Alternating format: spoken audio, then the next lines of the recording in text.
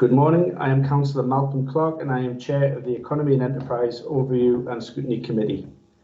This meeting is taking place on Thursday the 23rd of July and has been recorded live to the Council's website and will be available to be viewed for a minimum of 6 months.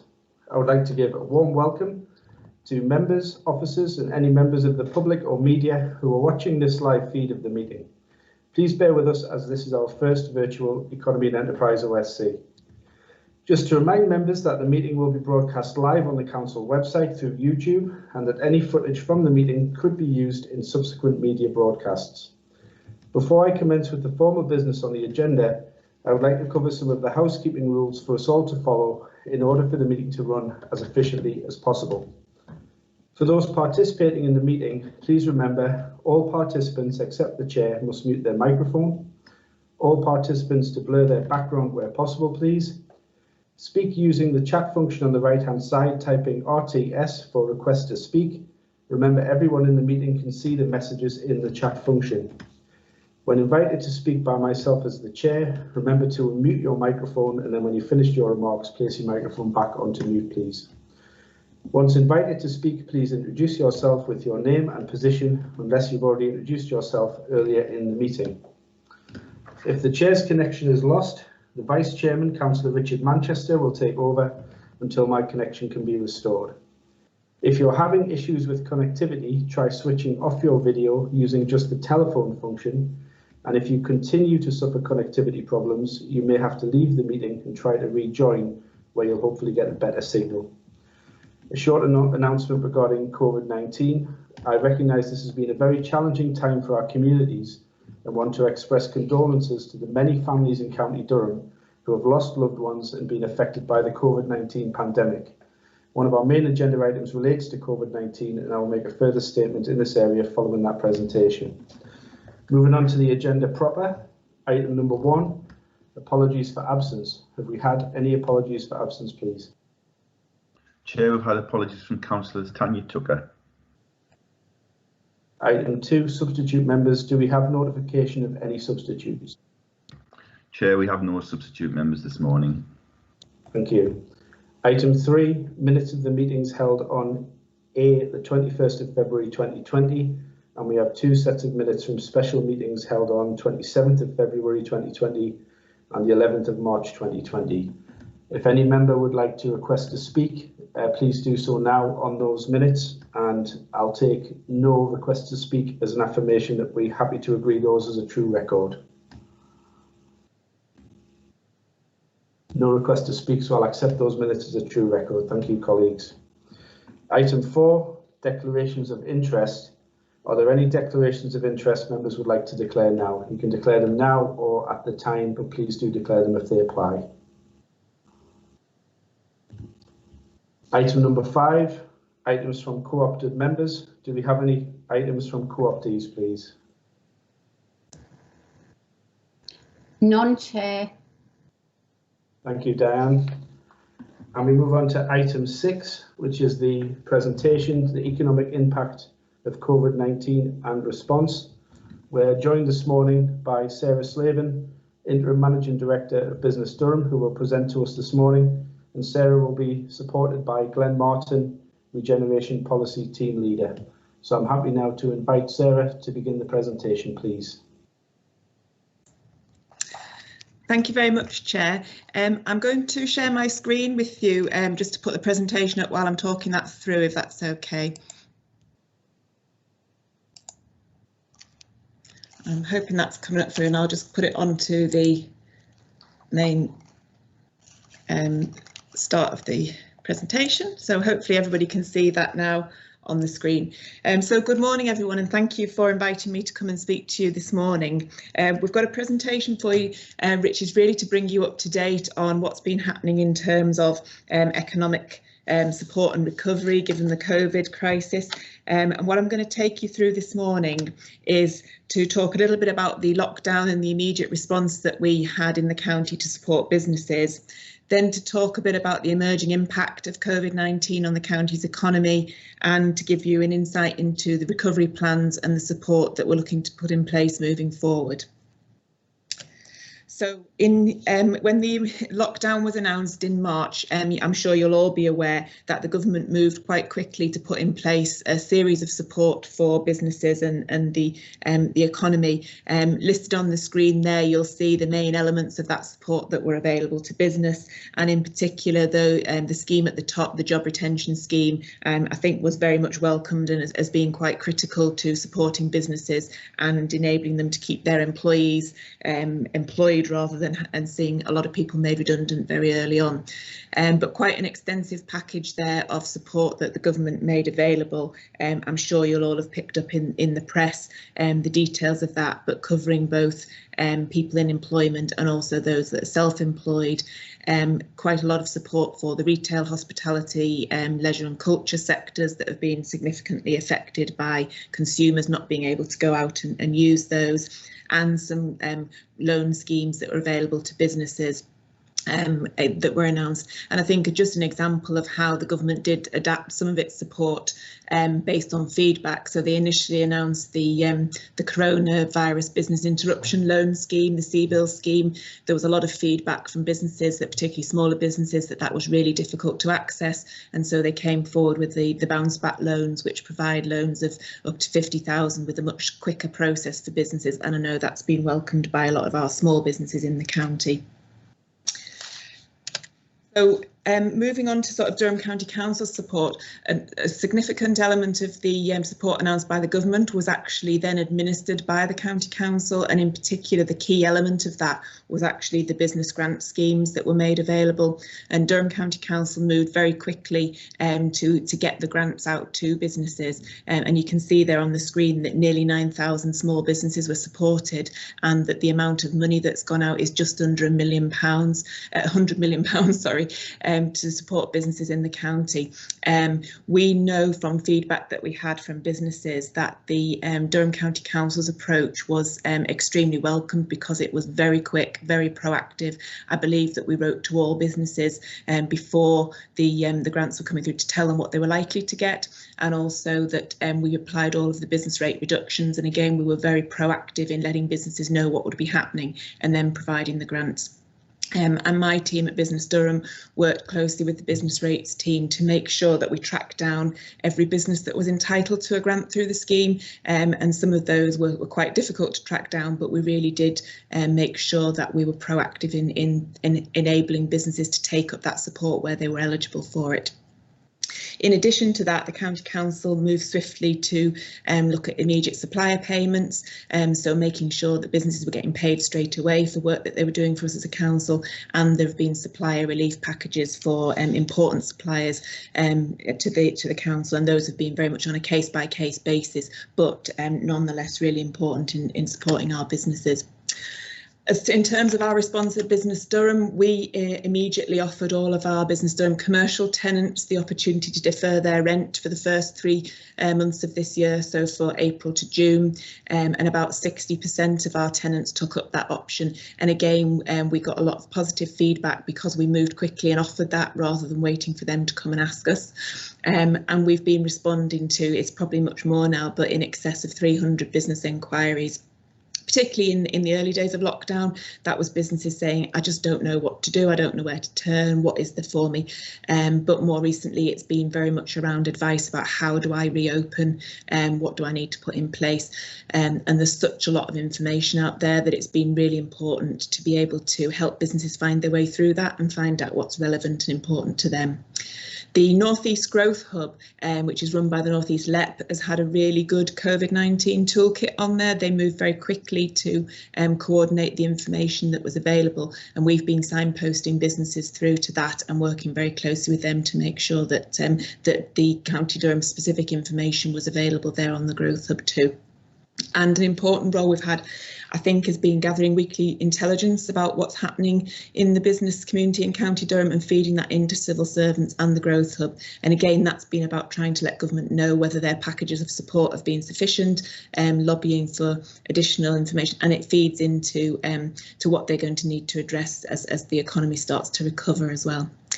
One of the things we did early on, clearly everybody's been working remotely, as indeed this committee is doing, and we already had our Digital Drive County Durham programme, which provides grants to businesses and advice and support to help them increase the use of technology within their business. So that's been invaluable in terms of helping businesses who needed to quickly be able to work from home and get their employees working remotely. So we've introduced a fast track application process for those grants, and actually we saw an increase in grant applications of 153% up to June compared with the previous quarter last year. So that's been well taken up by our businesses and been a big help. And also, you'll all be aware about the national shortage of PPE equipment, and we've been working closely with the County Council procurement team to try and identify businesses in the county that were able to support, particularly in the early days when there was a shortage for the social care sector, and we were really quite desperate to find PPE equipment. So we put a call out to businesses in the county, and we got a great response in terms of some businesses saying, I'm expecting a pallet of PPE. What do you need? I can give you whatever, and offering to drop that off to the council. So, you know, we had some businesses that really rose to that challenge. And since then, we've pulled together a directory that has all of the businesses that can provide PPE equipment to support the county council's supplies. So that was kind of the immediate response to the sort of the lockdown and what happened. Obviously, you'll all be interested in what has been the impact on the county's economy, and a huge number. And again, I'm sure you'll have seen this in the media. There've been a huge number of think tanks and research reports and media looking at what they think the likely impacts are to be. And obviously, a lot of this is people speculating and trying to make predictions about what will happen. Clearly, we'll all be aware that sectors like retail, hospitality, cultural attractions, construction, transport, those are the sort of sectors that have been at risk and will continue to be at risk as a result of the pandemic. But also particularly, you know, what's the impact on small businesses and those businesses that didn't have an online presence and relied on footfall coming through the door have obviously been more affected. And I think a real concern as well about the impact on either certain groups or certain ages of those sectors that are at risk. They tend to employ more younger people and possibly tend to employ more women, and maybe that are more lower paid or lower skilled jobs, and those have been disproportionately affected by the crisis. Clearly, lots of businesses have stopped recruiting, and all of the reports were saying that they expected to be the North East and to be one of the hardest hit regions. I think it's important to note that a lot of this is kind of expected impacts, and it's only really going to be as we go later through this year that we're clear exactly what the real impact has been as the government support starts to be withdrawn, and we're keeping a close track on that data. But also important to note, of course, that many businesses are now open. Some sectors didn't close at all and have kept going, particularly manufacturing, and those businesses involved in sort of digital services, contact centres, etc., where they've been able to work from home throughout. We wanted to try and gather some information about what the actual impact had been in County Durham, because that was all of the kind of headline reports and predictions. So we've run, in terms of Business Durham, we've run 2 surveys of businesses in the county, and I've just shown on the slides there some of the headline results from that. I think, you know, as you would probably expect, over half of the businesses responding to the survey said they'd experienced an impact on their revenue that was greater than 50%. And not surprisingly, Visit County Durham did some surveys of the tourism sector, and 78% of businesses responding to those surveys said they'd seen an impact of greater than 50% on their revenue. At the time we conducted the latest survey, which was in June, 25% of businesses said that they were still closed. And I think worryingly 34% of tourism businesses at that point didn't know when they would reopen. And I think, as I mentioned at the beginning, the package of support that the government announced, the furlough scheme, has undoubtedly been probably the most important part of that. And around 50% of the businesses that responded to our survey had used that. I think initially, because of the furlough scheme, the number of businesses making redundancies was quite low. But as you'll all be aware, the furlough scheme starts to taper down from August onwards, and we're starting to now see a number of kind of redundancy consultations being announced. And I think you'll all be aware, I'm sure, that the manufacturing sector is really important to County Durham's economy. It provides a significant part of our GVA, and many companies in the manufacturing sector have continued to operate. And in fact, some of them have adapted and have been supplying new products. And so it's important, whilst those businesses that rely on customers coming through the door have obviously been severely impacted, we have got some businesses that are expanding and continuing to invest, particularly in sectors like manufacturing. So in terms of just, we're obviously now in that kind of restart phase and moving into recovery. So a number of things that Durham County Council and Business Durham have been doing to support that phase. There's been a huge amount of work going on, which I'm sure again the committee will be aware of, to get our town centres reopened, and that's involved changes in terms of footpaths and roads, parking, etc., to support businesses to reopen and to allow the relevant space in our town centres for social distancing to take place. We've also been working to support the businesses, so leaflets to give guidance on how to reopen safely, and we've also, through our digital drive programme, been doing webinars to support the retail sector to try and get them to look at how they can embrace online selling as well as customers through the door.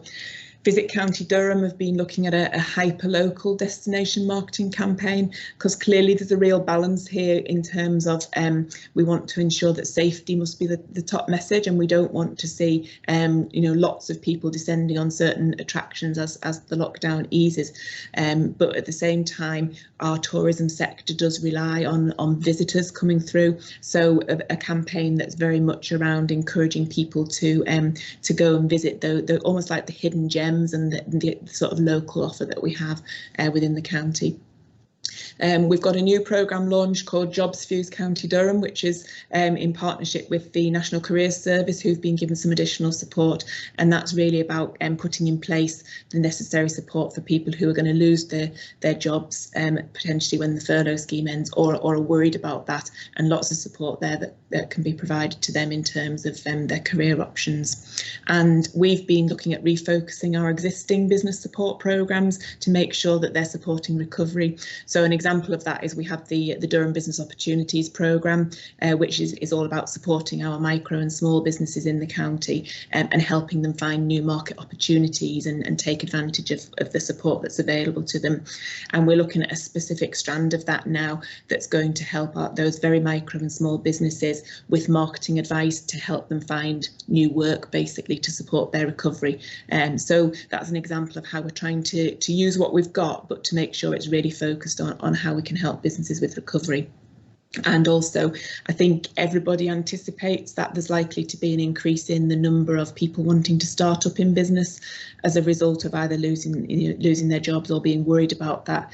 That's certainly what we saw in the last recession, and so we're putting in place some good support to help people with that as they come through.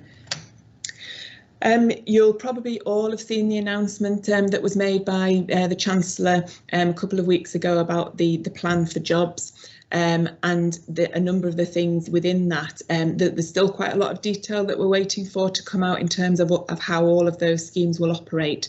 But clearly, to try and encourage companies to keep people on as they take them off the furlough scheme, a key part of that package was to provide a job retention bonus of £1,000 for each job that businesses retain to the end of January 2021. And then there was a significant package of support provided in there, particularly focused on young people, to support companies to take on young people into work placements, apprenticeships, etc. And I think that's really welcome, because that's obviously a key concern about the impact on young people and their employment opportunities. The package included more support for the hospitality and retail sector. I'm sure everyone will have noticed the reduced rate of VAT for that sector, and also the Eat Out to Help Out scheme. Although we have had some feedback that some of those, the Eat Out to Help Out scheme is probably more helpful to the big chains of restaurants that are open 7 days a week, and maybe isn't as helpful to some of our independent local restaurants. But nonetheless, it's something there to support and encourage. I think particularly to try and build consumer confidence and encourage people to go back out and to use their both the sort of tourism hospitality sector and also to the restaurants, etc. And then there's a wide-ranging package, or a large package of support all around infrastructure, and obviously the Prime Minister announced about building back better, so a real emphasis on how investment in infrastructure projects can provide, sort of get the economy going through the supply chain, etc.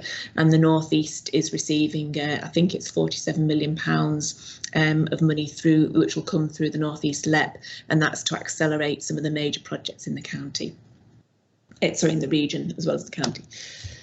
So moving on to sort of how recovery planning is taking place, the LRF, the Local Resilience Forum, which is part of the whole sort of emergency planning structure, that has now set up a strategic response group, and the emphasis is now moving from the immediate handling of the emergency and the crisis into structuring the recovery work moving forward. And you'll probably all be aware that we work with Darlington, so the LRF covers County Durham and Darlington. And that group is now taking the lead, chaired by Terry Collins, for making sure that structured recovery plans are in place. And in particular, a piece of work that's been taking place at the moment is to develop a data framework to monitor the impact and ensure that we know what's going on, and therefore we can develop appropriate responses as the recovery work continues throughout the rest of this year.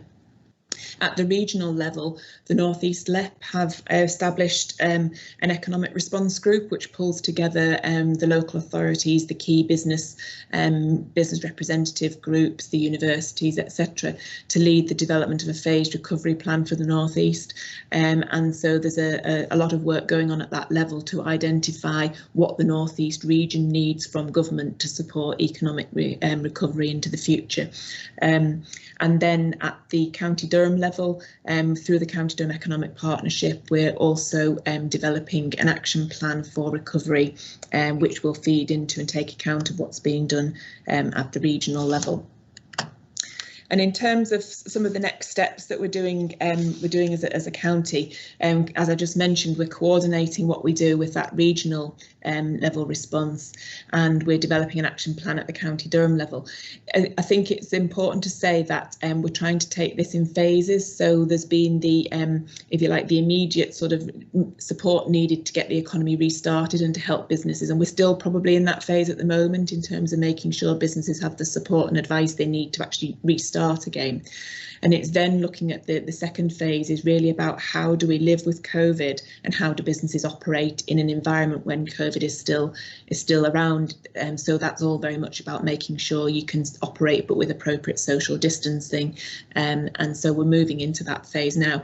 And so one of the things that we're doing, as I've already given you some examples, is very much looking at what existing resources and programmes do we have and how can we just refocus those to make sure they're really supporting that phase of recovery. And importantly, gather the evidence about the impact and the areas that we need to be lobbying government on for our businesses and for the county. Which will then feed into hopefully additional resources that can support our recovery. And as I said, I think I've said earlier on, and would just really underline that in lots of ways, we're in the very early phases of this. There's lots of predictions about what might happen when we get to the autumn, and it's really important that we monitor that closely and we're in a position to react to what comes along. I think I'll leave it there, Chair, if that's OK, and I'm happy to take questions. Brilliant, Sarah. If you could stop sharing your screen, please, for the time being. Certainly. Fantastic. Members, you're free now to request to speak in the chat using the RTS, and I'll bring you in just a moment after I've made a few opening remarks. Thank you very much, Sarah, for your presentation there. On behalf of our committee, I'd just like to reiterate again our condolences to anyone who's lost a family member, friend or colleague due to COVID-19. Our thoughts are with you all at this difficult time. I'd also like to thank council workers, many of whom who are now working from home, some whilst shielding as well due to pre-existing health conditions. I think it's right also to thank fellow councillors who've given time in proactively engaging with their communities to deliver a range of actions ranging from food parcel deliveries or simply just telephoning isolated residents for a chat. We've also got more scope now thanks to an extension of the rules surrounding our neighbourhood budgets to provide economic support with more flexibility to fund initiatives that support communities during this public health emergency. I felt it was vital to bring this detailed initial report to our committee on the COVID response, as economic impact falls very much within our thematic remit. COVID-19 has obviously rocked the economic position of County Durham and beyond to its core. Every business, family, sole trader, large corporation, entrepreneur and students are affected. Students effectively being forced to take a year out, which increases the number of young people entering the labour market in a one-year period than during normal times, making searching for work more difficult. I hope this report serves as a starting point for us in terms of how we take forward our scrutiny of this and related issues for the remainder of this year and into next. And obviously that's the subject of our next agenda item following this one. In terms of this report, what stuck out to me was that almost 75% of businesses currently trading say their income has been affected by COVID-19. This is not surprising. It's likely that many of the remaining 50% of businesses that are yet to reopen will face similar challenges. The recalibration of the economy saw some products and services in very high demand, but for everyone else this has accelerated the difficulties they face. And even the most optimistic of us know there'll be many redundancies and business closures in the coming weeks and months. As chairman, I noticed that due to the necessity for a swift and comprehensive lockdown, this resulted in full council meetings so far not taking place, and members from across our currently virtual chamber have had little opportunity to comment on the council processing almost £100 million worth of public money through our accounts and onto local businesses. In openly discussing how Durham County Council are supporting the economy, I want the public to be reassured that we're working hard to provide that support and obviously support our enterprise as well, and that money sent to us is forwarded quickly to businesses to provide that support. Members, your comments and questions are vital in highlighting any small way we can improve what we do as a council to offer what economic support we can to businesses who've perhaps never had more obstacles against their survival in front of them than they face today.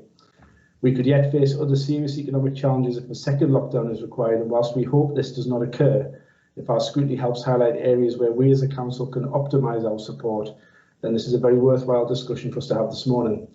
For Sarah's benefit, please feel free to come in and answer once the councillor has completed their remarks without waiting for me to come in, and I'll then come in just to invite the next member to speak when you've finished your answer.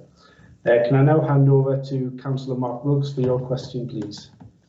Thank you, Chair, and I fully echo all of the comments that you've made, and particularly comments from the officer relating to how quickly we managed to get money out to businesses. Having spoken to people in other parts of the country, they hadn't received any notification from their council, and we'd already been paying our businesses. So in that respect, I think the council has done an excellent job, and I applaud them for it.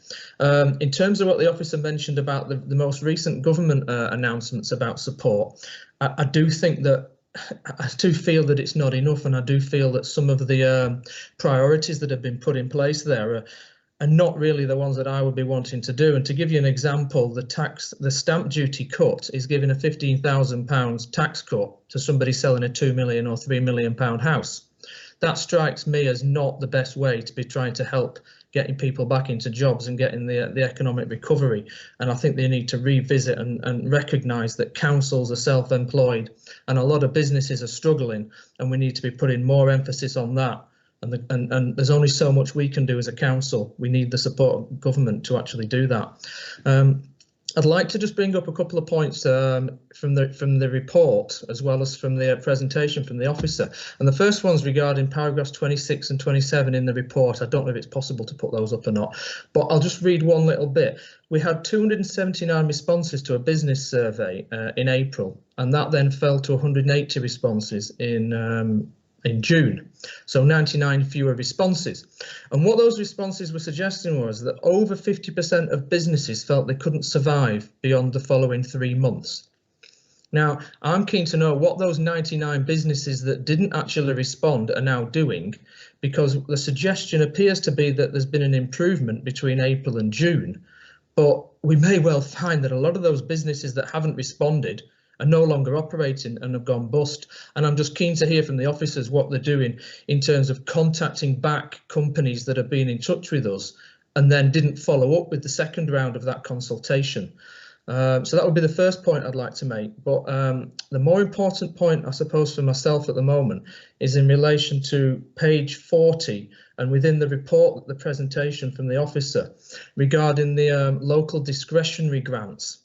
So whilst we did really well in getting forward the money out to businesses from the first grants of £10,000 and £25,000, the discretionary element of this is, at the moment, based on this report, less than half spent. So I think we received 5 million or more than £5 million to be able to allocate out based on where we felt there was need. And within the rules that we've applied to that, which I've got a copy of them up here, it talks about the fact that the government had said we should be prioritising those businesses with a rateable value below £51,000. That didn't actually say that we should therefore be actually not be giving any money at all to any business with a rateable value above £51,000. And I think we need some clarity on this, because there are a lot of businesses out there, family businesses, that haven't received a single penny of grant money. They may have received some furlough money for their staff, but they haven't had any of the business rates grant money. There's quite a few, for example, of these for example, farms or adventure centres around the county, which have quite high business rate valuations, and because of that, they're getting nothing. And there are businesses out there, and there's probably larger pubs as well, which are owned by families, and a lot of businesses that are run as single concerns, families or small partnerships, have had nothing out of this grant system. Now, if the scope is there to amend this scheme, it needs to be done now, because this was announced, this money, 85 days ago now, but we've only spent half of the discretionary money. Another example is you've got businesses, for example, nurseries operating out of schools, for example, which don't have a business rates bill because of the way it's set up, haven't received any money either. So there's quite a lot of businesses of different types that haven't received any grants from the original allocations of 10 or 25,000, and that we haven't allocated any money out at all from this discretionary scheme. And I really think we need to push right now very quickly to get some help out to those businesses, because we're nearly 3 months down the line from when this money was available. It's clear that we've only spent half of it. Can we please look at doing something about that as a matter of urgency, Chair? Thank you. Okay, I'll come in and answer your 2 points there. So in terms of the survey responses, I think it's really important to note that the way that we did the survey was we sent out the link through our Business Durham sort of website newsletter to all of the business networks in the county, but we didn't get a consistent response between those that responded to the first survey and those that responded to the second. And I think part of the reason for that is not only were we doing surveys, but lots of other organisations were surveying businesses all at the same time. Business networks and the Chamber of Commerce, etc. And I think there's a little bit of almost survey fatigue out there from businesses. So I think some just haven't bothered responding. But to reassure you, the survey hasn't been the only thing that we've been doing to contact businesses. So Business Durham has reached out to every business that's engaged with us in the last 2 years throughout this crisis, to actually first of all find out, how are you doing, what support do you need, and then we've reached out again, how are you doing in terms of reopening plans. So we have been proactively contacting businesses in addition to the survey, which was just to try and get some sort of structured sort of percentage responses, if you like. Now, from that work, we haven't seen, I'm not saying there won't be businesses that have gone out of business, I'm sure there are, but we haven't seen a dramatic number of businesses going out of business so far. So I'm sure that is there, but we're doing what we can to reach out proactively to businesses, and we're not picking up significant numbers going out of business so far is all I can kind of say to you at the moment on that one. In terms of the grants and the discretionary fund, I think it's probably something that it would be worth the committee asking as a question directly of the business rates team in the council, because clearly they're taking the lead on that. But what I do know from our contacts with other local authorities in the region is that the discretionary pot has been difficult for all local authorities to allocate. And part of the reason for that is that we haven't had eligible applications coming forward from businesses. So we've had a lot of applications coming in from those that have already had a grant. All those that just don't fit the criteria, and the government did require that the discretionary fund was to go towards businesses that had ongoing fixed property costs, and so a lot of the businesses that have been putting in applications don't meet that criteria.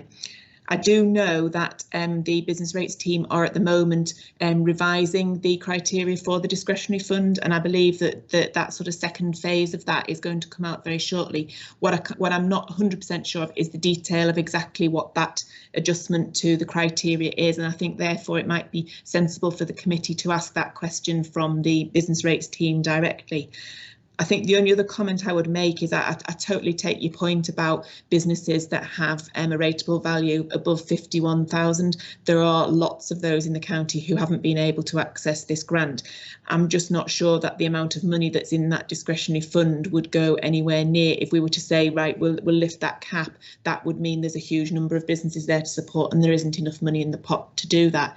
I think it's always really difficult when you have a scheme that has a threshold, because you're going to get those who are just above the threshold that miss out, and that is really difficult. It's been a challenge. At the same time, the benefit of this scheme was by it got money out very quickly to a lot of businesses because of the way in which it was structured around business rates. So I, absolutely take your point. There are some that have missed out, and I think the best thing to do will be to just request that clarification from business rates team about the second phase. We want to spend that discretionary money. We want it out to businesses, and so it's just to get a clarification for them about how that's being taken forward. Thank you. Thank you very much for that answer, Sarah. Mark, have you got anything else to add before we move on? I think my only comment would be that we could look at the brackets and say, well, if it's 51,000 to 100,000 as an example of the rateable value, maybe, and if it's a single firm rather than a chain or something, we could then be looking at providing some kind of help for that bracket of businesses, rather than saying every business that has a rateable value over 51,000 gets a certain amount. Put in place some additional criteria so that those that really are struggling, those family firms that have got problems, can actually get a little bit of a contribution to help them through. Thank you, Chair. Thanks, Mark. And Stephen and Diane, could we please ask that question of the rates team and circulate the answer for Councillor Wilkes? Thank you. The next speaker is Councillor Rob Crute, please. Thank you, Chair. There are two strands to my question to Sarah, and both relate to long-term funding streams. The first one's about how we sustain the initiatives we already have underway to support local businesses and the economy, but also about how we fund local government in the longer term to support local businesses. Looking at the report, we can see there's been fairly heavy use and reliance on European structural funds such as the RDF and ESF in supporting our businesses. Now, we know that the response to the impact of COVID-19 is going to be long term. So what's the long term future for the replacement of structural funds? In other words, what will the shared prosperity fund look like? Do we know if it's still a government priority? Do we know that it'll consist of new money? Because that's vitally important. If we're using that money now to support local businesses, we're going to need that money in the future to sustain those schemes. And the second point, can you say a little bit more about how we are lobbying central government for a longer term financial settlement? Because we're currently receiving pots of money here, there and everywhere, and we're doing what we can, but there's no way of planning ahead. It's a little bit like fixing potholes on the A19 without stopping the traffic first. We're all over the place. It's really difficult to plan ahead. So, in my opinion, the Chancellor needs to use the comprehensive spending review in the autumn to announce a long-term financial settlement to enable local government and certainly the business support section of Durham County Council to navigate a way through the uncertainty ahead. Now, I also think that the scrutiny function has a role to play in that lobbying as well. That's part of our remit. So when we get the response from Sarah, I would suggest that we consider as a committee chair, I'm now a supporter of that lobbying function for a longer term financial settlement from local government at the comprehensive spending review in the autumn. But I think initially we need to know, if possible, what the shared prosperity fund is going to look like when it replaces European Structural Investment Fund. It may be a question that you can't answer, Sarah. It seems to have gone quiet at the moment, and I think under the current climate, my concerns have been heightened that whatever the shared prosperity fund might have looked like might look completely different now if the government has other priorities. I think our priority has to be a decent shared prosperity fund made up of new money, but also a longer term financial settlement. So I don't know if Sarah has any comments to make on that, Chair, but I would go back to my original point that we need to lobby as a council, but as a scrutiny function for those longer term funding streams that I've been talking about. Thanks. I totally agree with you with what you're saying there, Rob. In terms of the shared prosperity fund, we don't yet have any clarity about how much will be in that, whether it will be new money, and that is one of the key things that the North East LEP's COVID response is lobbying for. So within that response that's being pulled together, we're looking at what are the key things that the region needs to lobby government on, and in particular around the shared prosperity fund. And what we're trying to do in building up that document is to look at being able to say, this is what we do with it, this is why we need it, this is how much we need, and this is what we would use it for. So that it's very much on the agenda, but there's no clarity yet about how much. I think a really important point for us to make sure we lobby for as County Durham is that we've benefited from the current European funding by being designated as a transition area.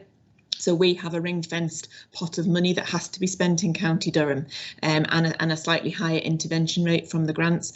And that's been really important in driving behaviour, because where there are programmes that are delivered regionally by regional providers, they've had to identify how much they'll deliver in County Durham, whereas in the past perhaps they might have been able to get all their targets and spend all their money in other parts of the region.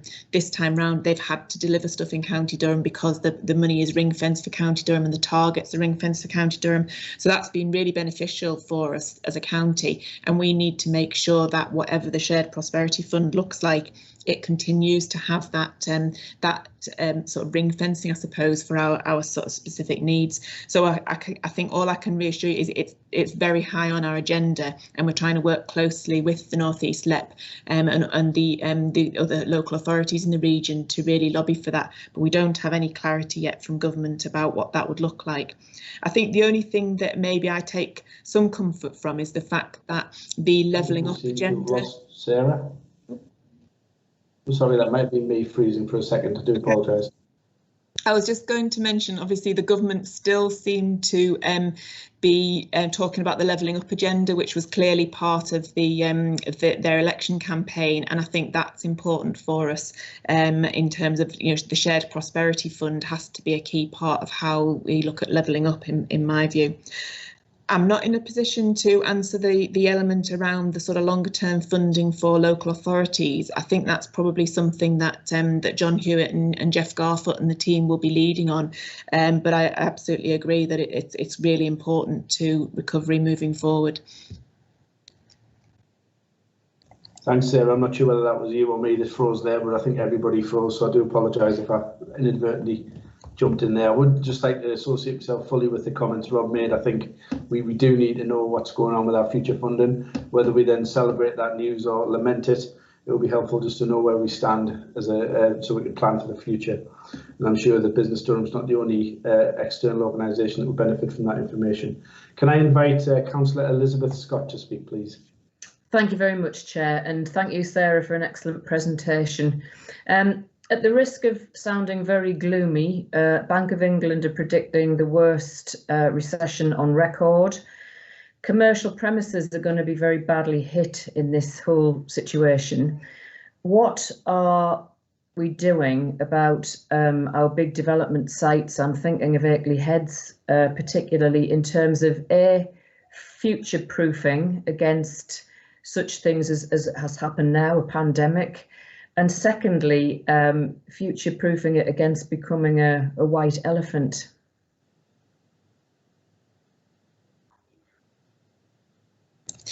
Yeah, thanks for that. A very good question. I think interestingly, in terms of Business Durham's property, we've just had our best quarter in terms of occupancy, April to June, than we've had for many years.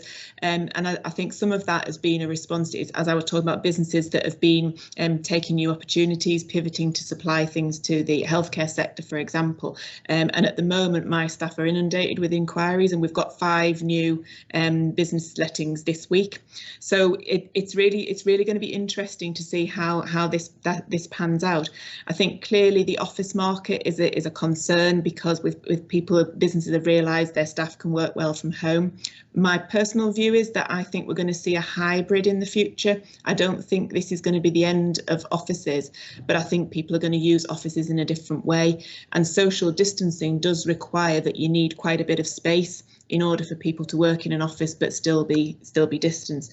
I think in relation to Akeley Heads, I think we've got an opportunity here to design in the new normal, the future of work, if you like, into how we actually design the buildings at Akeley Heads. We've got the advantage of being in effect a parkland type environment, and with all of the emphasis on how people want to be able to walk and cycle to work, the green economy, I think it's a real opportunity for us as a county to position what we offer at Akeley Heads in terms of what that new work will look like.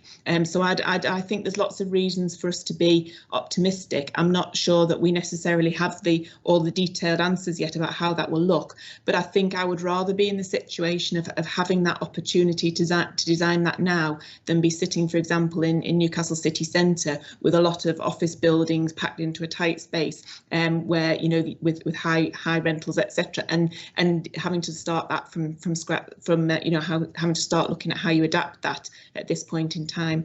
So I do think you're absolutely right. We've got to future-proof. We've got to design in what that business park will look like in relation to what the new work will be. And I think clearly we're looking at a digitally enabled business park, and I think, as I say, moving forward it will be a hybrid of people coming into the offices, but perhaps in a different way from how they have done, whilst also working quite a lot of time from home, and digital technology is going to be a key part of that. Thank you. Thank you, Sarah. Liz Madison, please. Thank you, Chair, and also thank you, Sarah, for an excellent presentation. I would like to ask you how you think that the hyper-local destination marketing campaigns will work in County Durham, and whether or not that was going to focus on the larger areas as opposed to going down to town level across the county to involve them in this marketing campaign. As well as that, I would like to ask what work you're actually doing as regard to the talking with transport companies. We know that the bus companies are experiencing problems at the minute, and how you can help them to help the local economy in order that people can move to where the jobs actually are. And the third question is in regard to the businesses in County Durham. Are you actually working with those businesses to share the opportunities of other smaller businesses across County Durham so that they can work together, so to find opportunities within County Durham, that will improve the local economies? Thank you. Okay, yeah, thank you for those questions. So the hyperlocal campaign is being led by Visit County Durham. So I know I don't know all of the detail about the campaign, just know a little bit about it. But the idea of that campaign is to try and build confidence in consumers in terms of kind of going to our tourism attractions, but recognising that we're probably not going to see as many external visitors coming to the county. So the campaign is aimed at local residents going out and really visiting the things that we've got in the county, the destinations that we've got. And the idea of it is trying to spread the visitors through to all of the different attractions that we've got, and rather than just focusing on those that are kind of the most well known. So I think the examples I've heard is that some of the outdoor places have been really busy at weekends because people feel safe going to somewhere in the outdoors. So, for example, Hardwick Park and High Force, I've had reports that those places have been really busy. But then there are other attractions that have actually had nobody visit them. So the idea of the campaign is to try and highlight to our local residents what we've got and encourage people to explore some of the things that they might not have done locally, with a view to trying to spread the visitors, if you like, across all of the sector that we've got. In terms of the detail of the campaign, I can certainly ask Visit County Durham for a little bit more information if that would be helpful, but it really is focusing on trying to build people's confidence to go out and visit our attractions, but to make sure that we're doing that in a way that we can all visit things and we're not having a sort of too many people at one and none at the other, if you like. In terms of the transport companies, this is a key concern, I think, and I know that a lot of work is going on through our public transport team to liaise with the operators, both from the point of view of them being businesses in their own right and needing the service to continue, needing people to use it, but also the key role that public transport plays in getting people into our town centres to shop and for leisure activities, but importantly as well to access work, and from September onwards to access school and particularly further education. A lot of our young people get into college through public transport. So I know that there's a lot of work going on with the transport companies to try and look into all of the issues there in terms of capacity and what we can do to support them.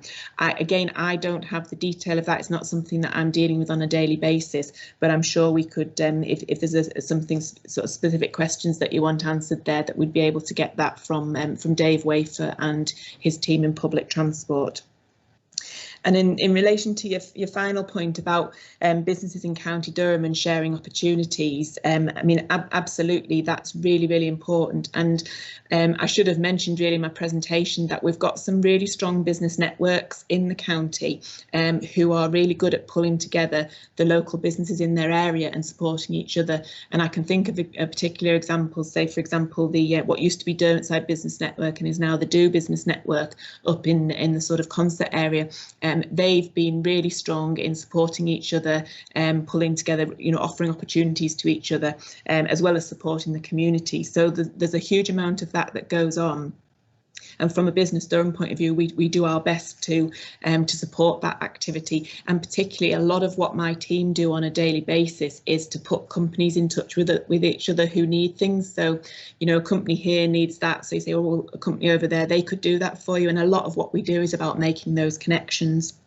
And just to mention that through our Durham Business Opportunities programme, one of the strands of support that we've got operating at the moment is actually for businesses in the construction sector. But what we're talking about here is businesses within that construction sector supply chain. So it's all about trying to help them take advantage of and how do they get into delivering parts of some of those bigger construction projects that are going on in the county. So there's some really great support there for small businesses to look at, well, how do you make connections with those bigger players? How do you showcase what you can do so that can be built into tenders, etc. So that's a live strand at the moment that we've got businesses being supported through, and all of that is about trying to find what are those opportunities for our businesses in the county to sell their products and their services, because that's the way we'll enable them to continue and to hopefully create jobs and growth into the future. Thanks, Sarah. Thank you very much. Liza, you want to come back in quickly? I do want to come back in regard to the transport in particular. And I mean, we have a fantastic opportunity for jobs with the Amazon centre that we've got at Boburn. But when I was checking on that, we do actually have the infrastructure there for bus transport. And of course, there will be a lot of employees there which will need buses. but we don't actually have anything established as yet with the bus companies. Do you know if that is being looked at and whether or not there will be opportunities to include that site on the bus network? Thank you. Yes, as it happens, there's a meeting tomorrow with representatives from Amazon and from a number of services in the council who are supporting Amazon now to get up and running in the county, and that is the number one discussion item on the agenda tomorrow.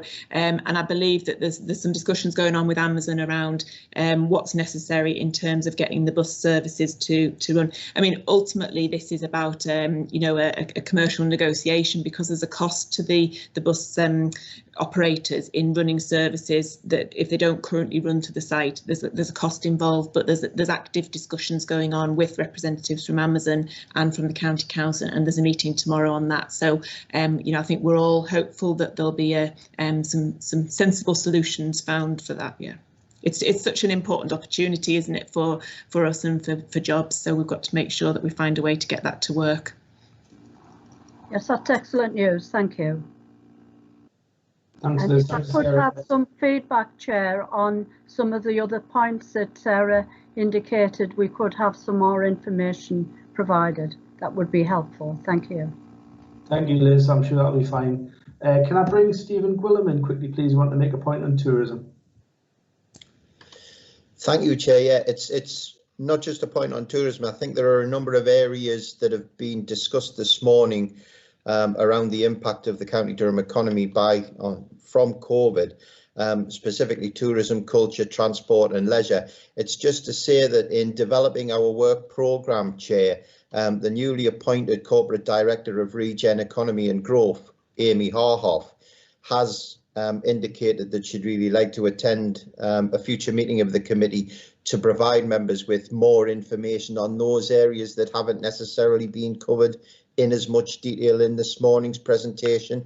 So it's just to provide that degree of assurance to members that the areas that are being subject to query this morning will be covered in a future presentation, Chair. Thank you. Thanks, Stephen, and of course we welcome Amy to her post and look forward to meeting her at a future meeting. Can I now invite Eddie Adam to speak, please? Thank you, Chair. Councillor Eddie Adam, representing Aycliffe West. Thank you again, Sarah, for your presentation. Obviously, we can see there's a huge amount of work that's been going on within the county. A word that's used probably quite often these days is the word unprecedented, and clearly there's been unprecedented amount of work going on to keep County Durham businesses working. One area that hasn't been covered that I would like a little bit more information on. Just recently, in fact, this week and today, there's been economic data sets being released in relation to job prospects, but also, importantly for our area, youth employment or youth unemployment. And it is a real concern within County Durham. We have always had high levels of unemployment within the youth sector. And what we see from the recent economic data sets is that an area such as Easington, for example, are now going up into the 10% of youth unemployment, which is very, very high and very, very concerning. And that is expected to expand throughout the county. Therefore, my question is in relation to what work are we expecting to do in the future in relation to encouraging employers to look at employing more youth, but also more importantly, we haven't mentioned anything about the education sector and whether we're actually going to be doing any work with the education sector, for example, local colleges and training providers. And if there has been any work going on, can you highlight what that may have been? Thanks, Chair. Yeah, thank you for your question, and you're absolutely right. I think we're all really quite concerned about the impact, particularly for young people, on their opportunities for training and employment moving forward. I think it's probably best to say that this is a work in progress at the moment. So clearly, in the same way that schools have been impacted and only certain year groups have been able to go into schools, in our FE colleges, they've also had similar issues, obviously, in recent months. And a huge amount of work is going on in the FE colleges at the moment to work out how they will get everybody back onto their training programmes from September onwards. And a lot of that involves, having to have rota bases, so they'll be working remotely one week and in the next week and so on, just to cope with all of the challenges there. So and again, not something that I know the detail of, but I do know from conversations with, for example, New College Durham and colleagues there, that there's a lot of work going on to try and put that in place. In terms of the other thing I would highlight, and I think you had a presentation shortly before lockdown around some of the schemes that we've got in the county, like our Durham Works programme, which is all focused around helping young people into employment, preventing people becoming NEET. And the Durham Works, Linda Bailey's team in Children and Young People Service have got some bids in at the moment for extensions and enhancements to that Durham Works scheme, which will enable that support to be continued, and particularly to join up that support and offer it to young people while still at school before they leave school, and then sort of have the potential to become NEET. So there is a lot of work going on at the moment to build on that, and I think our Durham Works programme has been is a real highlight and has been something that we should be proud of as a county in terms of the approach to tackling this issue across the board, working closely with partners, and I for one would certainly really like to see that built upon. And I think that leads into the link with encouraging our businesses to take on young people, because one of the things that there's always a bit of a reluctance on the part of businesses, because they're concerned about whether young people have the right attitudes, will they have the right skills and qualities that they need. And a programme like Durham Works has got a really important role to play in preparing young people, so that you can go to the businesses and say, this is what we've done with the young people, so you don't need to worry about those things. And by the way, there's also ongoing support for you in the early stages of employing that young person, to make sure that they're a good fit for your business, and that if any problems arise, there's the support there to help. So we've been working to really build the links with Durham Works and our businesses, and particularly to identify sectors where we know there's going to be employment opportunities in the county, and work with Durham Works so they can prepare young people for those almost like sector route ways.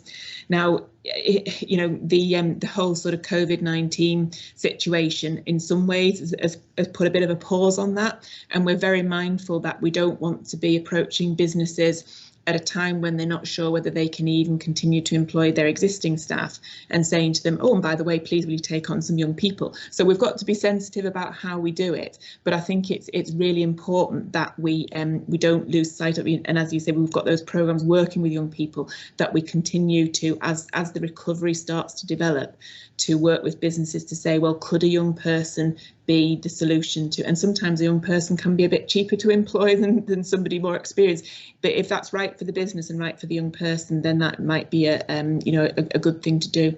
So I think it's in terms of an answer for you, going back to what I said, it's a work in progress, but I can reassure you that it's really high on our agenda as a council, and other partners, and that we are working together to see what we can do as we move forward to address that. Thank you, Eddie, and thank you, Sarah. Is there anything you want to add, Eddie, before we move on? Thank you very much. No, that's fine. Thanks, Jim. Thank you, Eddie. The next speaker we have is Councillor Jim Atkinson, please. Yeah, hi. Good morning. My name is Jim Atkinson, and I represent Aycliffe East.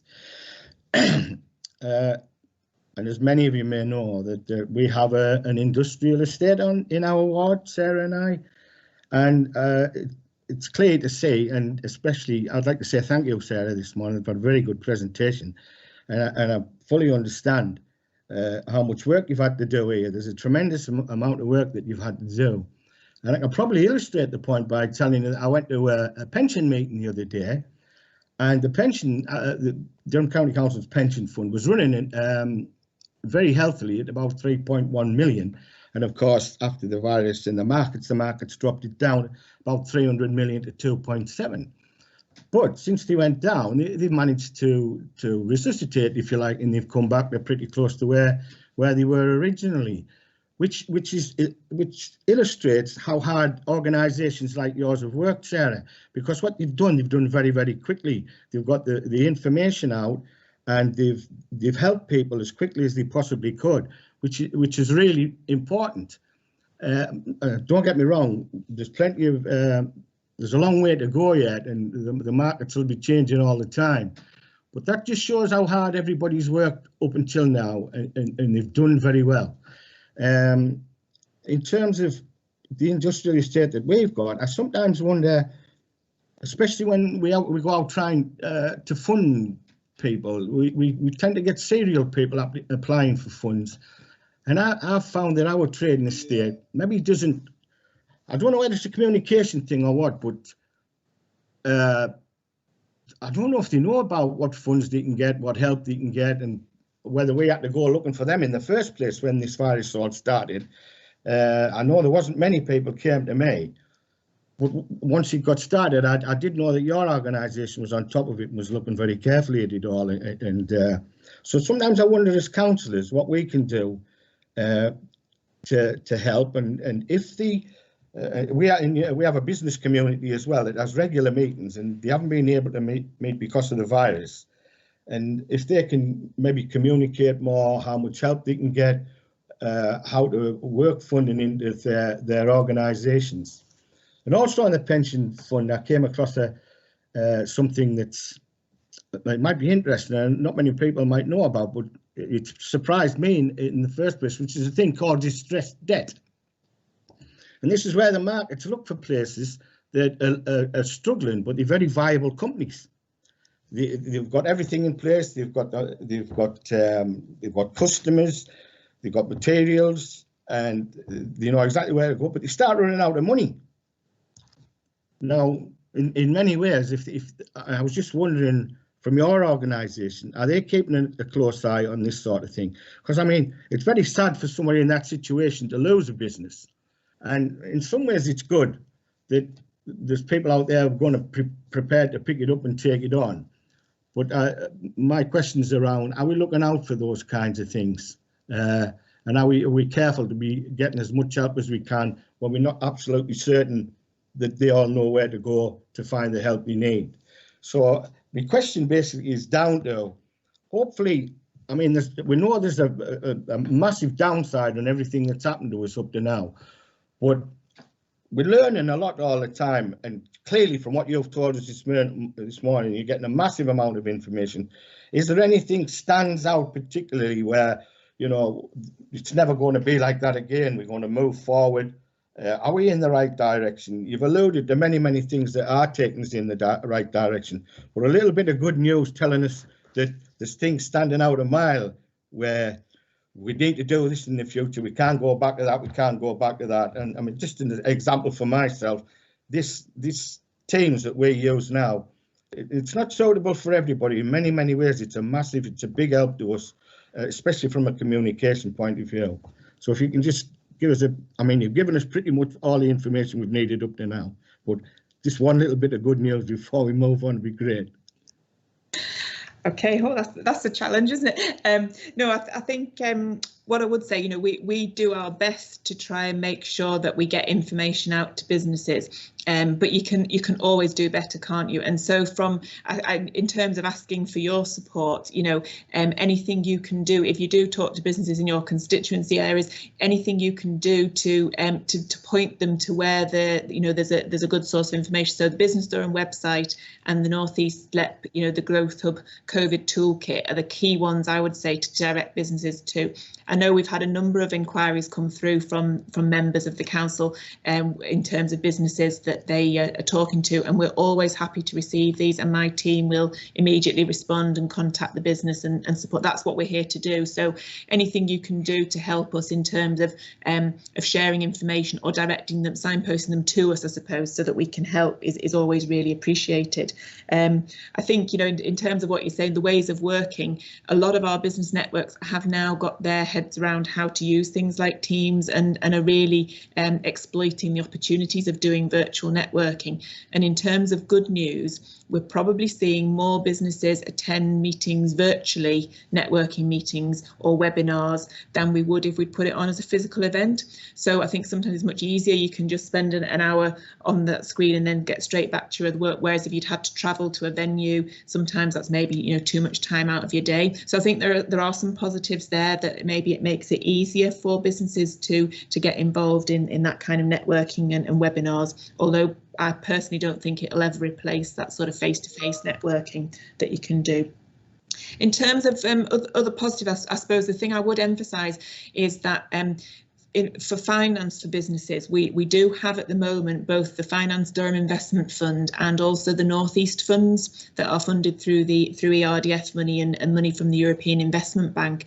And again, what those have done, particularly around that sort of scenario you outlined, Jim, where a business is, you know, normally a strong business, well managed, it's got orders, but through COVID has effectively run out of money because of having to manage the COVID scenario. Then there's funding available in the form of loans through the North East Fund, and certainly the fund that NEL manage, which is the small grant fund. They've actually increased the size of the amount that they can give, and they can match that up with they're also able to offer the bounce back loans that the government's provided. So there are some things there locally that are available, and certainly where we come across businesses who are in that scenario, we quickly signpost them into that to see if that can help them.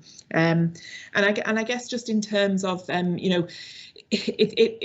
I've said in the presentation, it's really difficult to know how this is going to pan out, but there are opportunities in sectors. So yesterday morning, I was asked to do an interview with BBC Radio Tees that I believe is going out today about a business at Net Park that has just won some funding, and they're involved in a project with other European partners that's all to do with satellites and how that's going to improve our sort of telecommunication systems. So there are parts of the economy, there are opportunities that will still be there. COVID's maybe been a bit of a pause, but those opportunities will still be there in the future. And it's our job really to try and help businesses in County Durham take advantage of those opportunities where there are things that they could potentially get into. And so that's kind of what we've got to try and do. We've got to try and stay positive, and we've got to help support those that are in difficulties, but look for what those future opportunities are.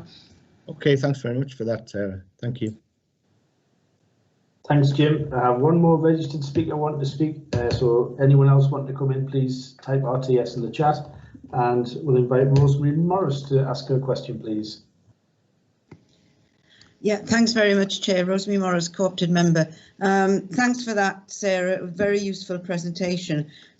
One of the things I think that's coming out and from members this morning is the real emphasis that we're in a digital world. We've always known this. I think, if anything, this virus has actually accentuated that, the way we're working this morning. So I have no problems with that whatsoever, and especially the emphasis that you're putting on town centres, Durham Centre, opening town centres again. I just have a concern that, like many other counties, this is a rural county, and in particular, there are lots of businesses out in rural areas who are more than willing to do more of their work digitally, and also not just businesses. There are more people who are prepared maybe to go to work a couple of days a week and work from home the other days or even more days. For that, they're going to need pretty good connections with digital. And we know there are several areas, maybe more, out in the rural communities that the signal, it's just not good. They're not as connected. That is going to disadvantage them in the world that we're going into. So I think what I'm saying is it may be Durham plays a big role in that, but the region and your lobbying committees play an even bigger role in that, to make sure that, I mean, a lot of these places out in the wilds, they would like, rather than fibre to the cabinet, fibre to the house, because it would make a lot of difference. What are we going to do, not just on digital, but it's a big one, to help rural communities? I'm just a bit concerned, and things I've heard this morning, they could miss out. No fault of their own, they could miss out. Yeah, thanks, Rosie. I think that's a really important point, and it's one that we've been emphasising in our discussions in the region as well. That we need to make sure that whatever we lobby for is taking account of the needs of rural areas, and working closely with Northumberland County Council, who obviously have similar challenges to ourselves. I know that the Rural Services Network have pulled together a document to lobby government about what rural areas across the UK need, and there's a consultation at the moment that we as a county council are pulling together a response, and that goes through all of the different aspects, not just business but communities, and they've got some very good suggestions there about what's needed and what to lobby government for. So that's certainly something that we're supporting. Absolutely agree with you about the digital connections. That is something that's a key plank of what we're lobbying for, to be able to do that. Sort of, it's that last mile connection. And interestingly, the example I mentioned to you about the business at Net Park that's won some funding, they were saying yesterday that even the digital that we're doing at the moment through fibre is all really based on old technology, and the future is actually in terms of how we can use satellites to provide those connections. So it's great to know that we've got a business at Net Park that's actively involved in the research and trying to bring that forward as a commercial proposition. And I guess in terms of specifics, I don't think I can tell you anything specific that we're doing right now. Like with some of my previous answers, just to emphasise that absolutely this crisis has highlighted the importance of digital, and therefore the importance to make sure that there aren't certain communities or sections of our society that are cut out from that, and therefore we've got to lobby around those opportunities and those areas that we need to make sure are covered. And I'm sure that we'll be bringing back information to you as a committee, over the coming months about what the specifics are that we're doing to address that. But definitely, an important issue that we've not forgotten about. And one thing I'd add to put into your arguments for lobbying, it's ticking a lot of environmental boxes as well. We're trying to get more people off the road in cars and working from home. As long as the buses are electric, I don't think we'd miss the amount of cars. It actually ticks the environmental agenda as well. Thanks, Rosemary. Can I invite Councillor Mark Wills to speak, please? Yeah, it's just a quick follow-up on what Rosemary was saying. I'm fully supporting what she's saying about rural communities and digital infrastructure. But I've been speaking with our Digital Durham team about our area, which is one of the least rural parts of the county, where I've got people contacting me because they're working from home at the moment. They are really struggling to actually, even in places like Newton Hall, where you would think, well, you're less than a mile from Durham city centre, that they haven't got the capacity in the system there. And perhaps you might be getting 12 megabytes, which is probably amazing compared to some people in rural areas, but at 12 megabytes, they're not able to do the necessary conversations and communications that a lot of people have to do with business. You look at somewhere like South Korea, where they've got 1,000 megabytes as minimum installations now. Now I'm hopeful that we'll start to see a lot more of the fibre to house rolled out, but it's such a big job that we really do need that assistance from government, as well as those private companies looking to look at the opportunities, which of course we're all pushing for. But it isn't just about the rural areas, and we've got to bear in mind that we've got 14 towns in County Durham. Every single one of them has broadband issues, as well as the rural areas. Thank you, Mark.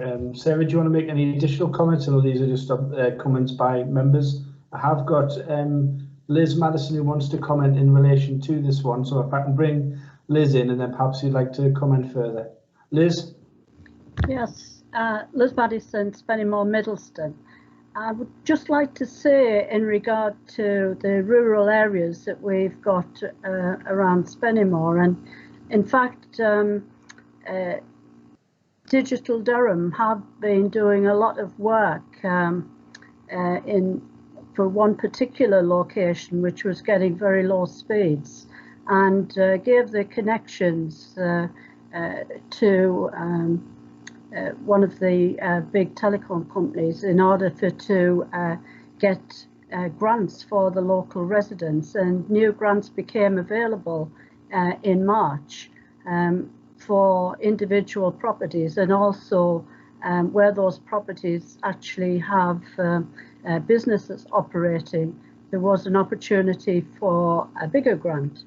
And as a result of the work that Digital Durham have done with the residents, they have moved forward with the scheme, and hopeful, that they will get this connection for them, help the local community, but also operate the businesses that work from home. And for that, I do thank Digital Durham for all the work that they've done. Thank you. Sarah, before I bring you in, I will bring you in next, but could I just take Alison Beatty? I have got Stuart Dunn to speak, but I'll take Alison, then any comments Sarah wants to make, and then we'll hear from Stuart. So Alison Beatty, please. Thank you, Chair. Councillor Alison Beatty. Basically, it was just a reminder that obviously Digital Durham regularly report to this committee, and we're well aware that amendments are being constantly made to the work programme through Digital Durham. And really, it's just to stop all of us, and I'll include myself in that, being parochial about all of our issues within our own areas in relation to connectivity issues, because it's not just the rural areas, as is quite rightly pointed out, it is some of our more urban conurbations. Thank you for that. Thanks, Alison. Is there anything you want to raise at this point, Sarah? Just to add, I suppose, to say that through our Digital Drive County Durham programme, we work closely with Digital Durham. So where we get groups of businesses that are having difficulties accessing, we liaise with Digital Durham, and that's where they've sometimes been successful in putting a group together, as Councillor Maddison was describing, to be able to get a grant to provide a solution to that group of businesses. I think, from a business point of view, digital infrastructure is becoming as important as an electricity connection and everything else, and it really needs to be built in as part of those essential services that any business requires to be able to operate. And I think we're fortunate to have the Digital Durham programme that is actively looking at addressing these, and we'll work closely with them. Thank you. I hope that reassures members that that's taking place. Stuart, thank you for your patience. We'll hear from you now, please.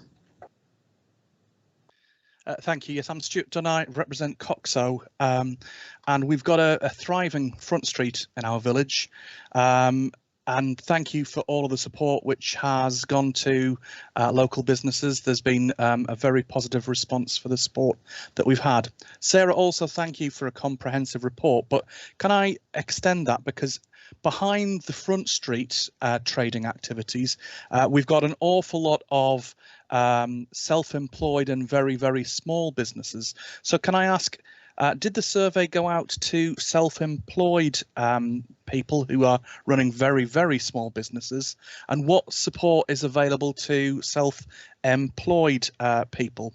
And I know you said that the hyper-local marketing campaign was focusing more on on tourism, but it possibly would be very, very helpful going forward in the future for local communities, and particularly those up in the Dales and more remote areas, to actually identify the number of local businesses and services that can be provided locally without travelling, and trying to get people to support their most immediate communities, and helping to make those businesses more resilient.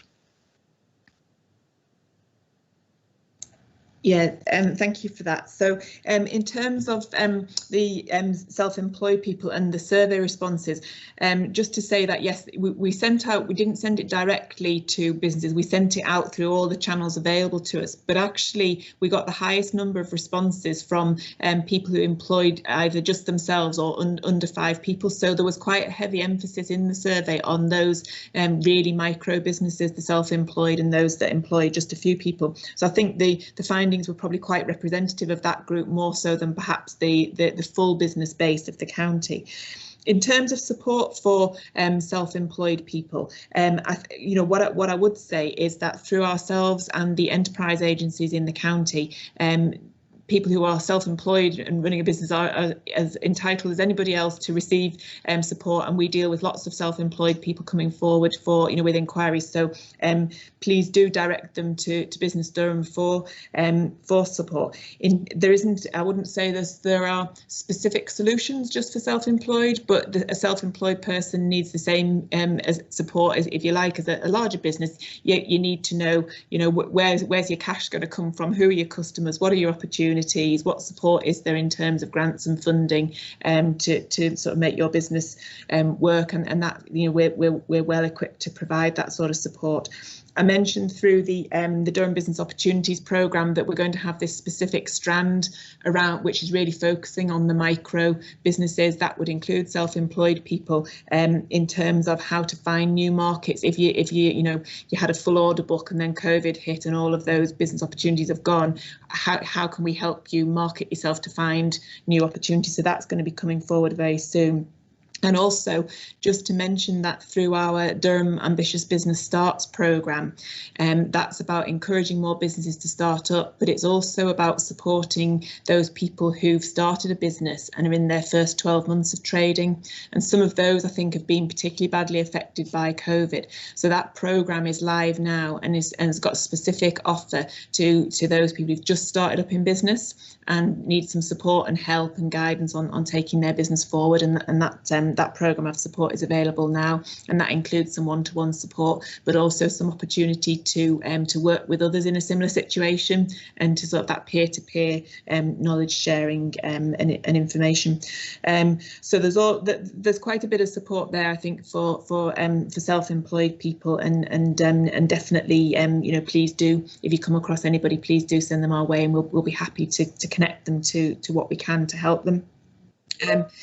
In terms of just the marketing campaign, and one of the things I understand is being looked at, so what I talked about was very much focused on the tourism sector, but I mentioned in the report that we received some funding, some ERDF funding from the Reopening High Street Safely Fund.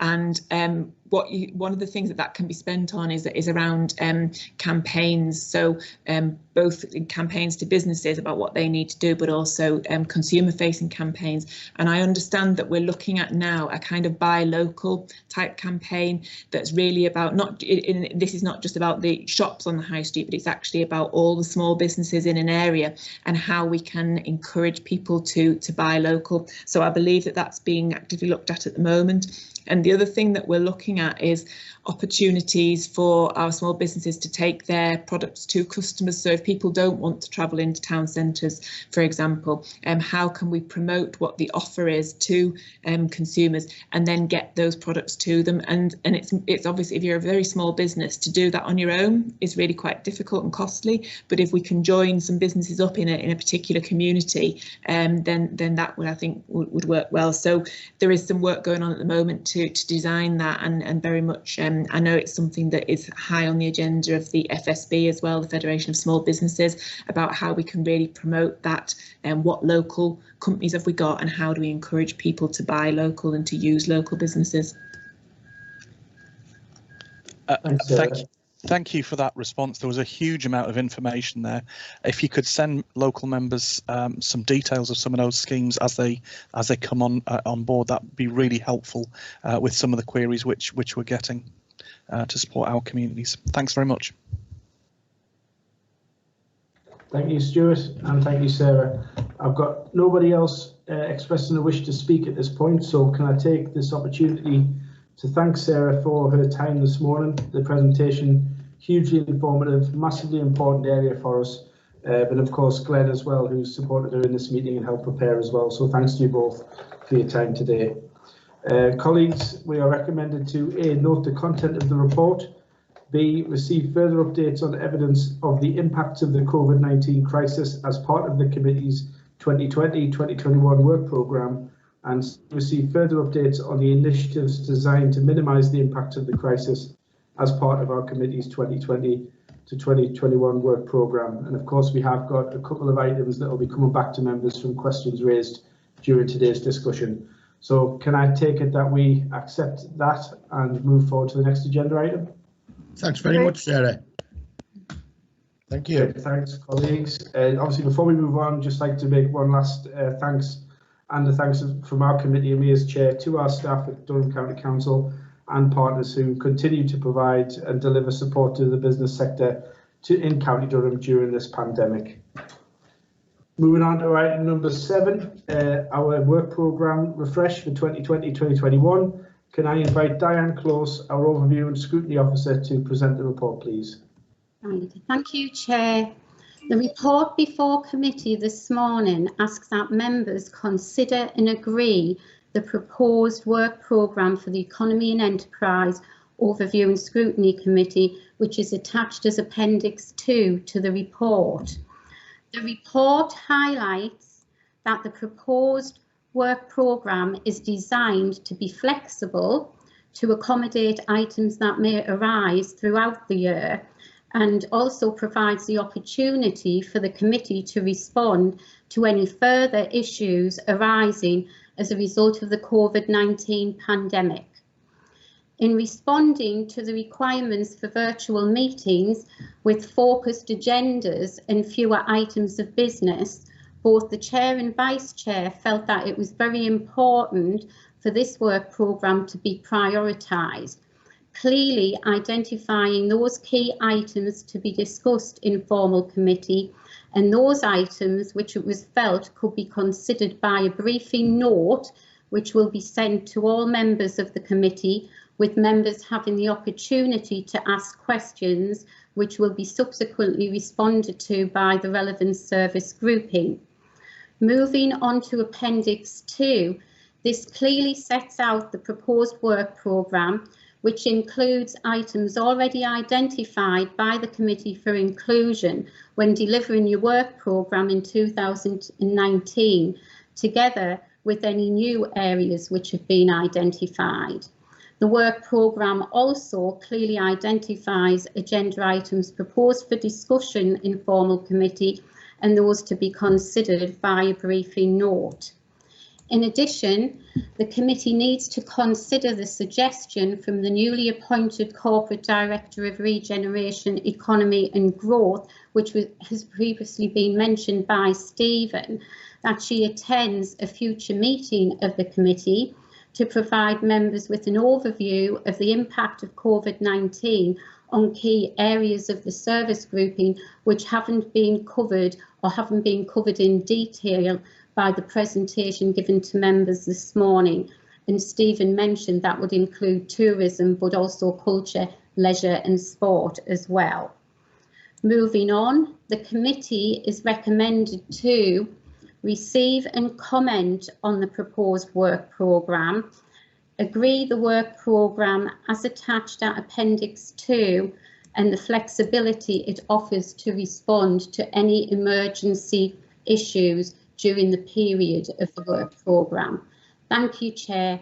Happy to take any questions. Thank you, Diane. I've got a few people registered to speak. The only thing I would add to that is that obviously this is somewhat of a reluctant change.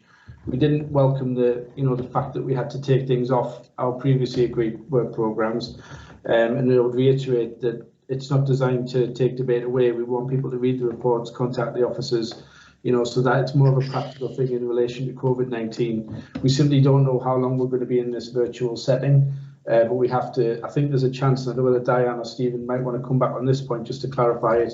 There's a chance that we may have less meetings than what we currently have on. It's possible that could reduce. So we're just having flexibility in the programme to look at the very vital things.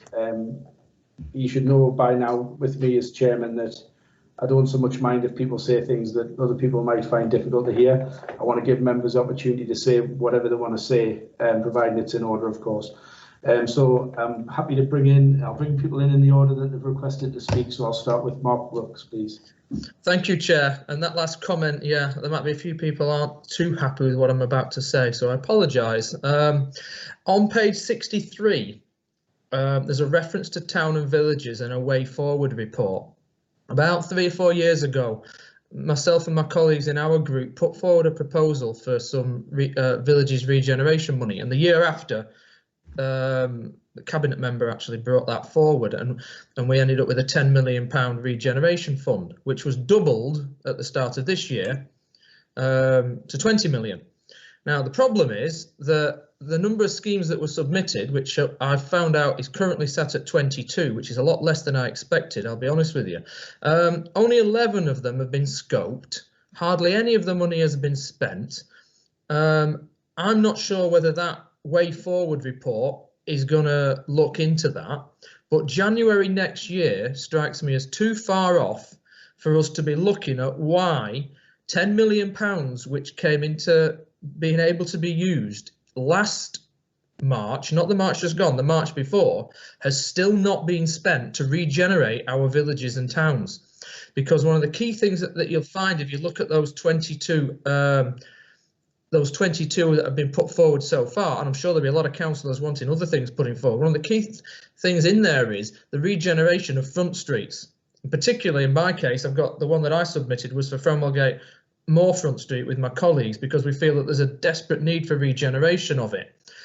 Waiting for well over a year and not even having it scoped yet is putting us in a position where we're not going to be able to help a lot of these high streets to get themselves going again as we come out of the crisis. And I just feel really strongly that needs bringing forward to be looked at, because to have all of that money sat there, not spent, not scoped, over a year and a half after we started that particular reserve isn't acceptable, Chair, and I think we should be looking at it at the very earliest opportunity. I'll still be doing it myself behind the scenes for my area, but I think generally as a committee we should be investigating why that money's not been allocated, spent, scoped or otherwise.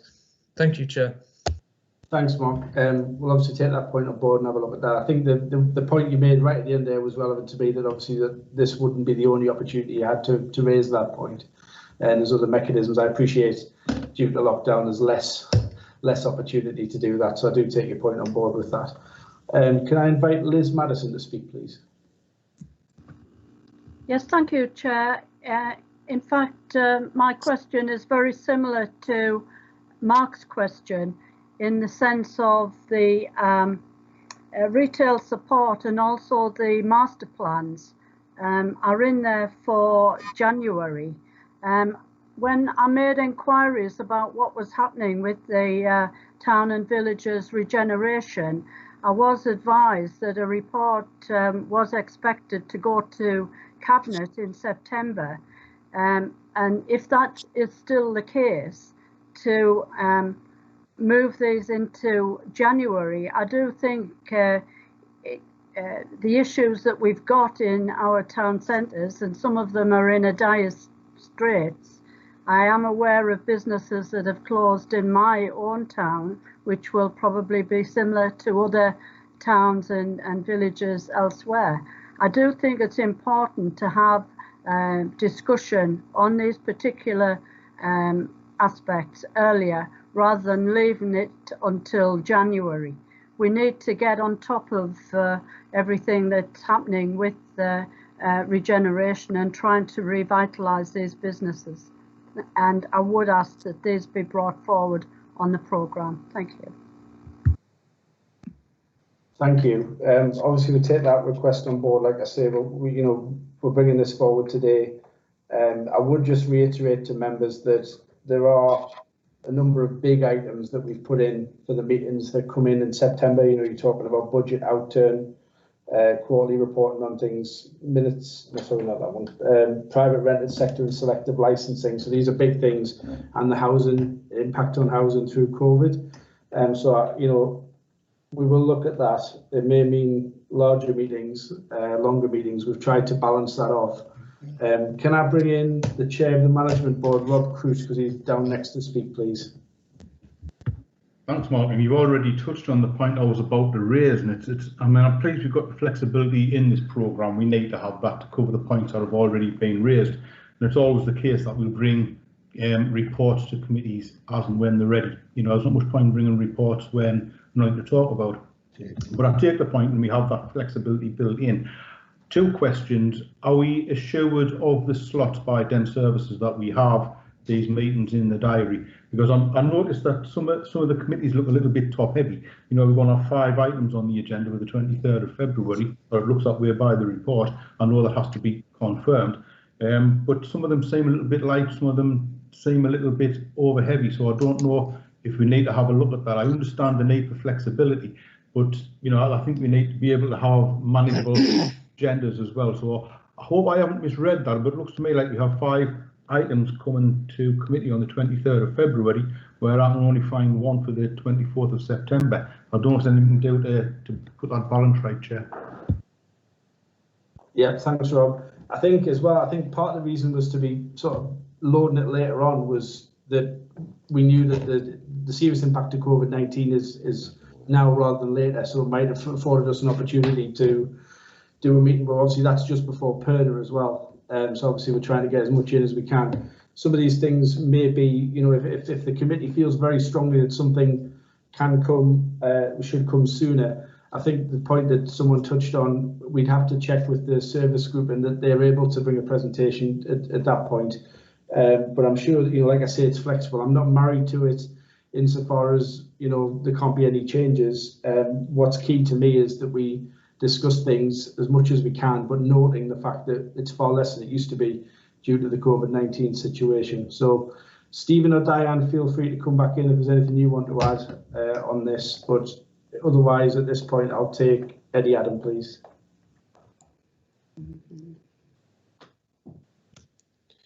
Thanks again, Chair. And really in reference to my earlier point under Sarah's presentation, where I referred to youth unemployment, but also more importantly, education. I note on the 23rd of February that we do have the Durham Works programme that will actually be coming to committee, but also that we're going to have a briefing report that is going to come earlier, but there is nothing really in there that seems to reference the fact of the unemployment, what we're going to be doing in terms of the unemployment figures and whether we're going to be monitoring in that in terms of performance, but also more importantly, what work are we actually going to be doing within Durham Works programme to ensure that we work very closely with our partners and schools, training providers and further education colleges. I'm harking back to a time, and Rob and Alison will probably remember this, where we actually done a scoping report specifically looking at what more work can County Durham do with our schools and our colleges. And it was a really important piece of work because it did highlight the fact that we do need to work in closer partnership because there seems to be a lack of whether it's partnership or a lack of links to encourage children back into or kids back into education, because I think that is going to be a major problem in terms of needs going forward. So I would like to see a little bit more meat on the bones, if you like, in relation to whether it's the Durham Works programme or something else in relation to youth unemployment, Chair. Thank you. Thanks, Eddie. Diane, did you want to come in? Yes, thanks, Chair. Just to say, concerning in the Durham Works programme, and that will currently be giving detail regarding the Durham Works programme.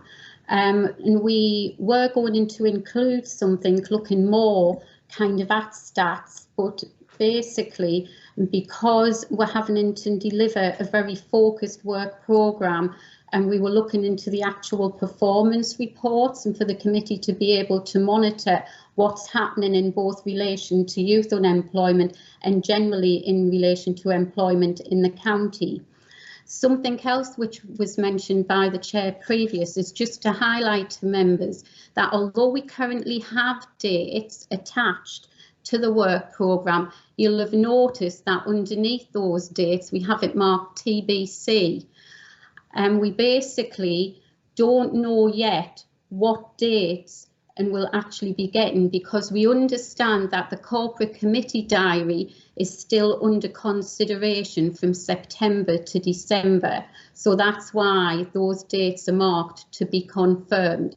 As soon as we do know those dates, then we'll be having further consultations with the chair and vice chair and consulting with the members of the Economy and Enterprise Overview and Scrutiny Committee. Thanks, Chair. Thanks, Diane. Right, I've got Jim Atkinson, please. Yes, Chair. Just a bit of clarification. I'm on page 59 here, and I'm looking at the committee will receive detail of progress made in relation to the North East Skills Analysis commissioned by the Skills Advisory Panel.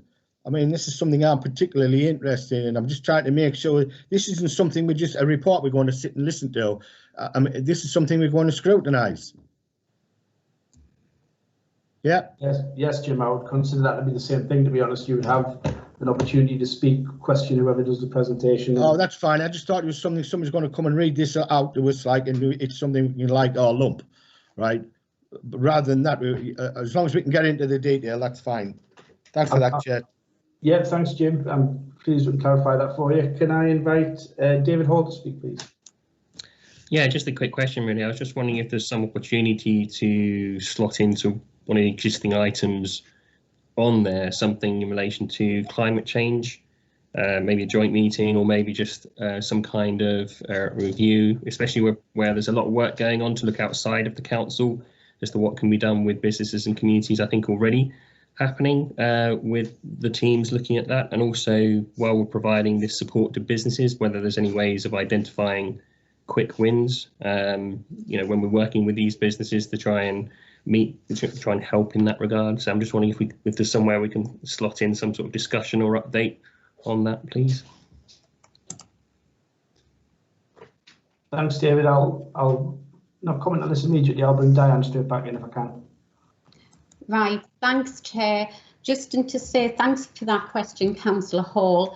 But currently, as part of the work programme for the Environment Overview and Scrutiny Committee, they are doing lots of work looking at the Climate Emergency Response Plan, also various funding streams whereby we're getting funding and to work with local businesses as well. We're also looking at air quality in the county, and Councillor Adam may wanting to come in and to give you a bit more detail concerning our future work programme going forward. Thanks, Chair. Thank you, Chair. I'm happy to bring Eddie in if he has anything to say on that. If I mean, he has said that it's getting picked, that particular issue is key to that committee and will be getting picked up. But if you want to come in, Eddie, I'm more than happy at this point. Thanks, Chair. Yes, I did put a message on chat there just to reassure David that the Environment and Sustainable Communities Committee will be bringing this up, and we will be receiving a full report from the officers on that, and members obviously will be welcome to attend that meeting at that appropriate time. Thanks, Chair. Thanks, Eddie. Mark Wilkes, please. Yeah, it was just a quick thought, Chair, because with having so few items to bring on the agenda because of how long these meetings are, whether there's certain particular issues like the ones that Councillor Atkinson mentioned around unemployment, or the ones regarding the Town and Villages Fund and the master plans, whether there's an opportunity to just have some small working groups set up, depending on what officer time's available, to look at some of these specific issues and then report back just through reports on that. To avoid having lots and lots of items coming to future agendas where we don't really get the chance to look at things in detail that we might otherwise have the opportunity to. Thanks. Thanks, Mark. I mean, I get from members' comments that there's going to be some work that we're going to have to take away in terms of how we put the meeting in, particularly the comments I picked up on from Councillor Crute as chair of the management board. You obviously have to take that seriously in terms of that we do have a loaded agenda in February that maybe we can bring a couple of items forward. I think we do have to, like I say, especially now that staff are working in this new way, check with how we can fit that in terms of the other work and the way they work and homework and etc. in terms of whether we can get these reports put together. But I'm more than happy to do that. I think the point that Stephen reiterated to me just a moment ago was that, you know, we do have a reduced opportunity and we do need to bear that in mind that we can't fit everything in, but we will try our best to put together something that people can be happy with. I don't have anyone else asking to speak at the moment, so we'll move to the recommendations on the report, which is number 1, to receive and comment on the proposed Economy and Enterprise OSC work programme, and 2, agree the work programme for 2020-2021 as attached and the flexibility it offers to respond to emerging issues. Clearly, we're going to come back to members with some adjustments as best we can, noting the restrictions that I've mentioned already, and I'll have conversations with Diane, Stephen and Rob and Alison as well, and of course Richard, the Vice Chair, on how we, you know, try and produce something that, with the reduced time that we have available, that we get the best programme that members want to consider. So if members are happy with that, we will take that away and work on that as best we can. Chair Stephen Gwilym wants to come in. My apologies, Stephen, please go ahead. Thank you, Chair. It's just to provide some reassurance to members. Obviously, you've made reference right at the start of the meeting that we are in a very new way of working in terms of utilising Teams to facilitate remote meetings. As I said, just to provide assurances to members that in terms of the corporate diary of meetings that we agreed early on in the year, we will be reviewing obviously the resourcing and capacity that's being taken up in utilising remote meetings and the technology associated with that, and ideally be reviewing the time frame that we've got in terms of our future meetings capacity to ensure that we deliver as much of the work programme as is possible during the remainder of the municipal year, Chair. And as you say, whatever items we can reshuffle to bring sooner to members, we'll envisage to try and do that. Thanks, Chair. Thanks, Stephen. I'm sure that'll reassure members. I didn't want to bring it to committee and then just say, well, regardless of your comments, we'll do whatever we plan. But so we will look at it and come back to you. Item 8, if no one else has requested to speak, no, you haven't. Right. Item 8, any other business. I've not been informed of any other business for today's meeting, so that concludes today's proceedings. I would like to thank all of you for commenting on the item so far. Of course, Sarah Slavin and Glenn for their input to today as well. Please could you remain seated with your microphone muted until the IT officer confirms the broadcast has ended. That concludes the meeting. Thank you.